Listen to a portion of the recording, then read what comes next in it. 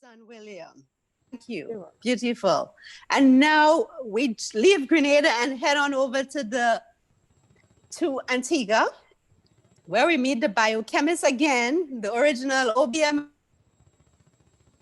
man, Dr. Anthony Richards. Dr. Richards, welcome. Good day. How is everybody? Time is running on, so I am just going to show you a couple of things that I brought along. One of the things that people often do is call the silk cotton tree a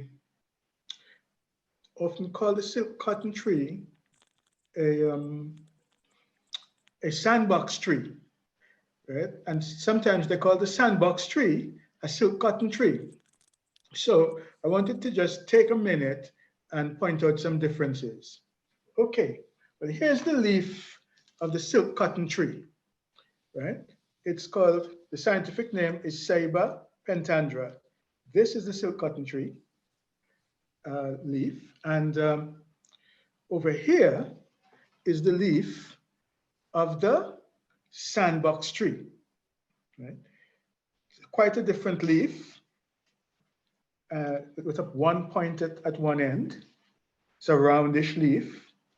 And the silk cotton leaf looks very much like a hand. See? All right. Both trees are quite large. Right? Both trees have spines running up the trunk and along the branches. And both trees have the pet name Monkey No Climb. Monkey No Climb. And because both trees are quite prominent in the neighborhood, people sometimes mix them up. So when you go out looking for silk cotton trees, you're often pointed to sandbox trees. The sandbox tree, of course, is the one that produces a fruit called the sandbox, which was in the past used to make jewelry. All right.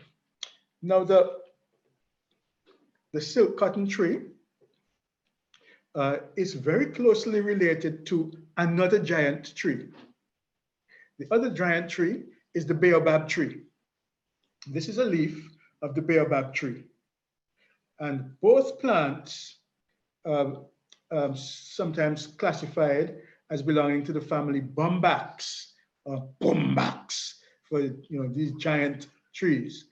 These days, scientists tend to classify them in a huge family that includes bombax and okros. So this is an okra leaf here.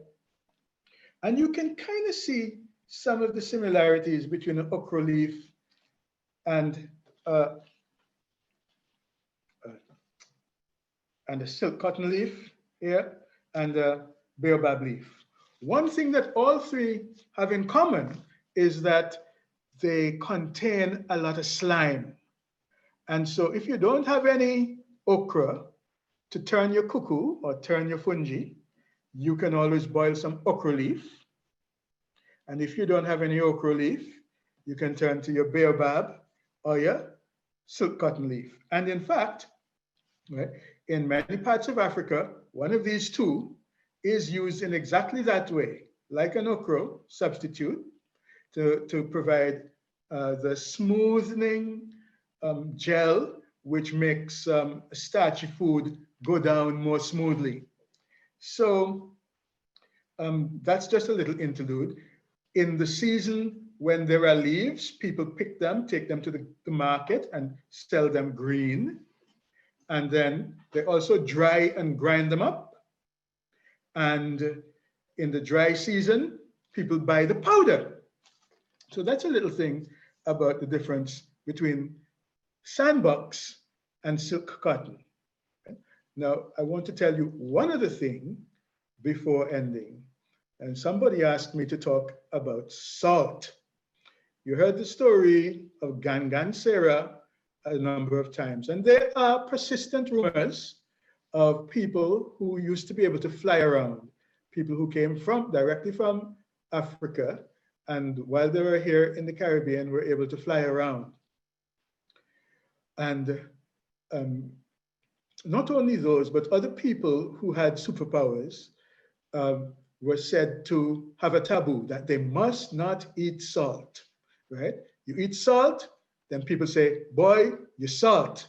Or in Antigua, they say, boy, you sal. Okay? So what's this salt thing about?